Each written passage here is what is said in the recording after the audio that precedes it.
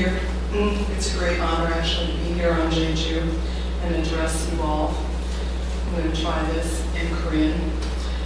Jeju ya wa sa dancing wa ya ni ha so yi sa sa Yongwon im Nidai.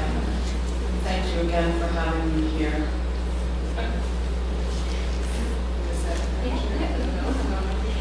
So we're going to start with a little icebreaker. If you guys don't mind just moving up to these front tables and getting nice and cozy, our intention is to have it be as interactive as possible, so it'll be easier for everyone to hear each other's voices as we are together. So I'll give you just a quick 30 seconds to stand up and get comfy in your new cozy seats. And then as you're moving, I'll tell you about our icebreaker activity. I'm actually glad that it's a smaller group. You give us each a few extra seconds to hear about each other and why we're here.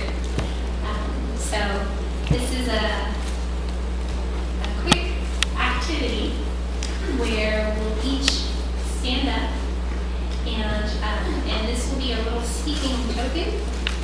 So we'll start. Pamela will lead us off in answering these 3 questions. When she's finished, she'll go around the room and pass it to the next person. And then with your loud, strong voice, tell us about these 3 questions, pass it on to the next person, and I'll go ahead and do the last closing comments. Okay? My name is Pamela Lanier. I'm from Sonoma, California. That's where I currently live. That's question number 2. And what I'd like to take away from this session is lots of new ideas on developing, marketing, and in every way promoting eco-resorts. So that's my hope here. This shell we're going to pass around is from one of my very favorite and I think most exemplary eco-destinations, the Tiwi Islands. Anybody know where they are? Yeah, they're actually north of Australia. They're very small islands, and they have an interesting tourism policy. No one stays after sunset. You come in with the dawn, and you leave with the sunset. We had a fantastic day there. My little daughter fell in love with some people. They fell in love with her, and they made her this shell. So this is our talking shell. We're just going to pass it around, and if everyone would say your name, where you're from, and what you'd like to get out of the session, that would be terrific. Your name, please. Yes. Good afternoon to everyone. I'm Maricel Briones. I'm from Belfield, Palawan, Philippines. If you know the underground river, one of the 7 wonders of the world, it's part of Palawan, Philippines. I came there. Thank you. Hi everybody. My name is Sukianto Wisdi, but you can call me Anto, not Antonio, Anto. I live in Jakarta. I work for BirdLife Indonesia, an NGO that will be mainly focus on bird as an entry point. And I would like to learn more about this eco-resort, eco-tourism that can maybe copy or implemented in Indonesia. Thank you.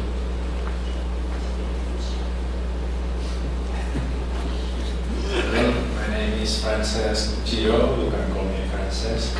I'm living in Barcelona, Spain, and I've always been involved in ecotourism since 1984, and anything related to idea sharing experiences, I'm really glad with that. Hello everyone, my name is Susan Ochoakan. I am from Kingston, Jamaica, and that's also where I'm currently living. I work in particular with a national park, with an NGO that's involved in managing a national park that has ecotourism attractions, and we're working with community members to also help them develop ecotourism accommodation attractions. So I'm hoping to take away some good ideas and experiences from elsewhere that I can share with others. Hello to everybody. My name is Pasek Chonka. I'm coming from Albania. I'm actually working in university, but currently we are developing, preparing management plan for the transboundary protected area, which is shared between Albania, Macedonia, and Greece. And the heritage trade system, hiking trade, is an important part of future development of that. I'm just interested in learning how Muslim design Muslim maintenance. And your first name again, please? Spase SPS. Spase. Šumka. Spase, thank you.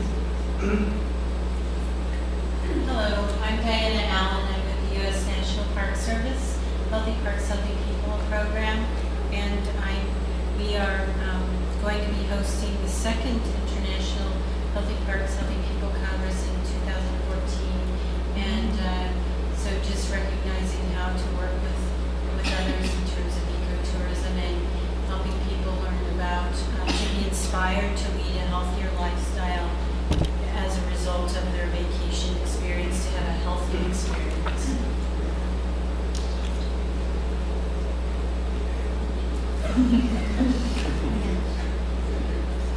My name is Jorge Chavez. I come from Peru, from Lima. I am the director of the Master of Ecotourism at La Molina University since 2000. We have 13 years, many students. I used to work with protected areas, with master plans or public use plans. So I want to improve how to improve the relationship between tourism and protected areas.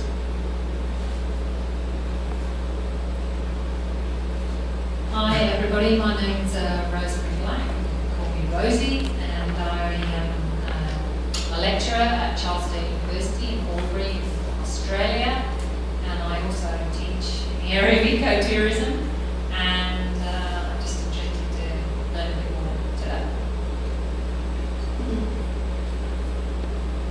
Hello, good afternoon. I'm Amanda Costa from Belize. I work with Belize Audubon Society. We manage 9 protected areas with various levels of tourism, ecotourism. So it's more of a learning experience and seeing new ideas. Good afternoon, everyone. My name is Álvaro Moises. I'm the director of Salvanatura, an NGO in El Salvador, which manages 6 national parks in El Salvador, and we also have ecotourism. As an architect, I design and implement the infrastructure for the parks. So I want to learn more about it, and this is why I'm here. You can call me Al.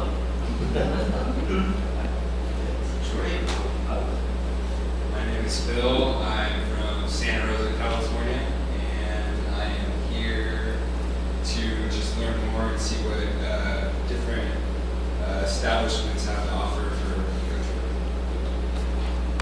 Thanks, everybody. Thank you very much. Fantastic. Hi, everyone. My name is Laurence Blanchette. Laurence is fine if that's too hard to remember, although it works too. I'm also from Santa Rosa, California, and I'm here today. I am brand new in the ecotourism realm, so to speak, so I'm here to really learn, soak it in, and walk away with everyone's experiences here, and have them for myself too. So thank you for sharing. We'll get started. Okay. I have something over here I want to share with you. I hope you'll take a look at it when we have a break. But this poster, we put in to get a poster, but we didn't get it. But we were so excited about having a poster and drawing one that we decided to do one anyway. It was done by a group of kids. Most of them are children who have recently arrived in the United States with their families as refugees. They're all living at a mobile home park. And a friend of mine who's a special education teacher does an enrichment program with them, and they made this poster for us, and this is their version of Our Planet, Our Future.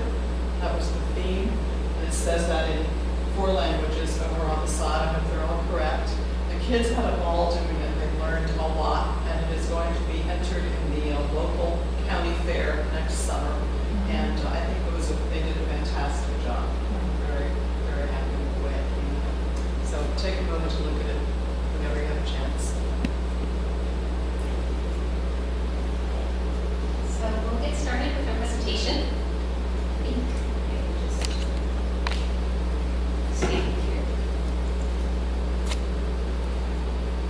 what we'll start with is Nature Sounds by someone called Bernie Krause. He's a very, very prominent audiologist.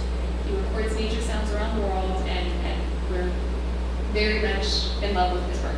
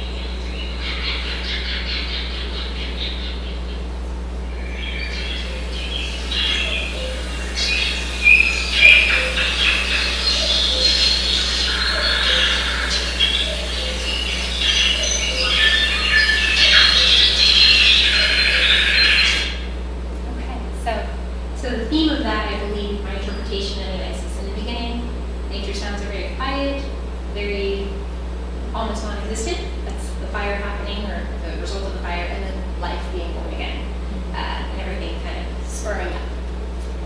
So on that note, we'll share with you our goal for today, and that is to develop site and region-specific best practices for establishing successful and resilient eco-travel lodgings and destinations in protected areas or other vulnerable settings. And we'll share with you just a brief outline to help you give you a roadmap and see what our larger picture is as we go through these slides. So we'll start with an introduction of tourism as a whole, and then we'll narrow it down to ecotourism, the definitions and statistics, to give you a little bit of background. And then we'll go into green initiatives, which includes everything from building, construction, site location, really everything in setting up an ecotourism location or destination. And that involves, that's categorized into two topics, minimizing your environmental impact and maximizing your self-sufficiency. Then we'll move on to community involvement, which is in the building process, in the development process, how do you reach out to the local stakeholders? How do you involve the local community and make sure that they have a say, and also that they personalize or take in the meaning of tourism and how they can benefit from it. And we'll move on to, once you're established, how do you reach out to the types of people who will have this destination resonate with them for the rest of their lives, or maybe share with other people what they've learned. So it's more targeting the right kind of tourist, the conscious traveler, so to speak, and then how to actively promote your property as you grow. We'll conclude with eco-cultural opportunities, which is once you attract the right people, how do you provide them with a platform to get involved, activities that are green or eco-sensitive, and also how to allow them, how to foster opportunities for them to get involved, both with donations or volunteer or any type of outreach program. Okay. So the tourism industry today is quite large. It employs 1 in every 11 people on the planet.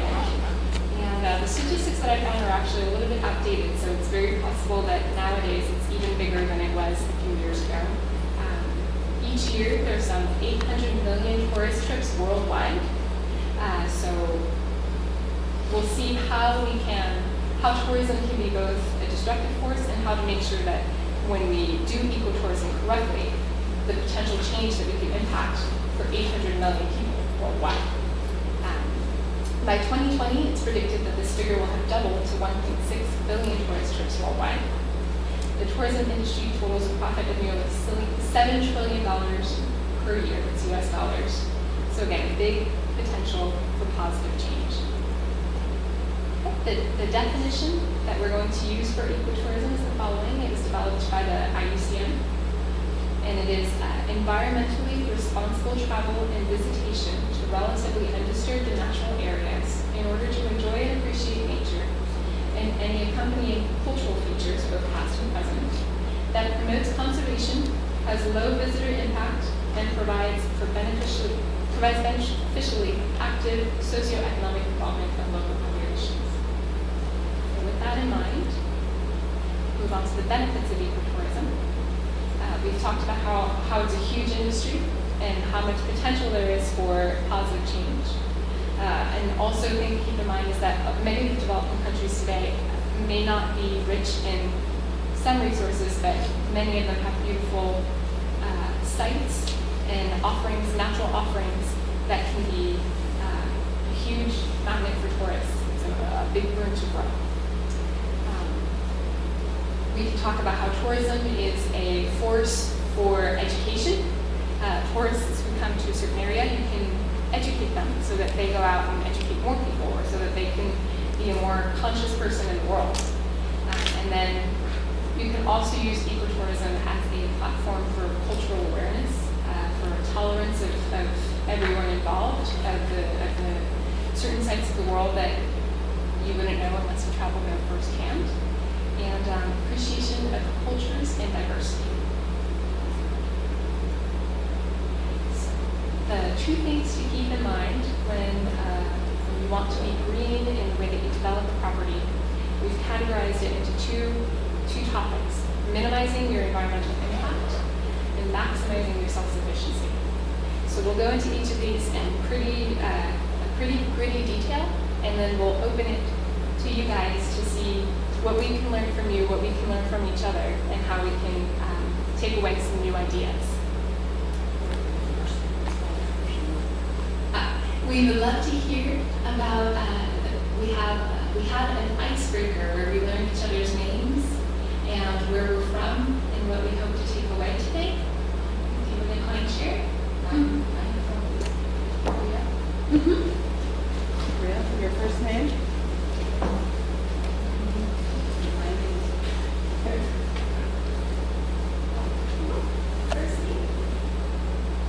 Lee Jung-min.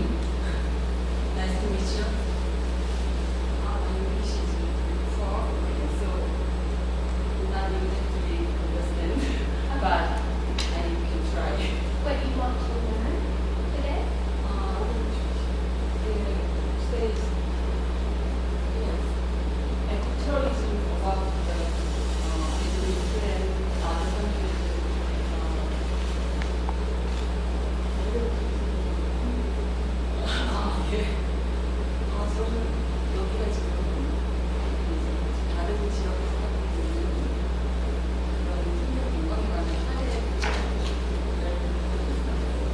She wants to learn about the other countries' ecotourism examples. Yeah, she wants to know about that. Okay, wonderful. Well, let's have you. 네.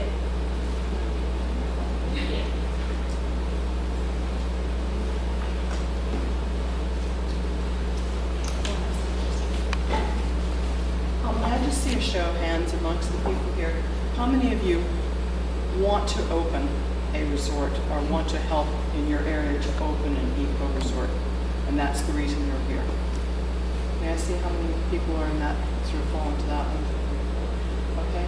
And how many of you want to enhance some other type of park-based experience, not necessarily resort, but maybe tours, walking, hiking? Okay. So, all right.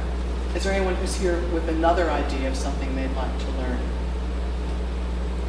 We have a small group. We have a chance to really drill down on the things you'd like to take away here today. So we want to sort of mix this up a little bit and try to come up with the things that's going to really work for you. So take it away, this is a very important part. Okay. So these are general notes of how to minimize your environmental impact. I think that we all come here with a really good understanding of environmental values in development and construction, so we'll move relatively quickly through these slides. It's mostly a reminder of the things that are important and the things to consider as you're going through the process of setting up a new property. So you want to open up your mind to thinking ahead and foreseeing any impacts that you're developing.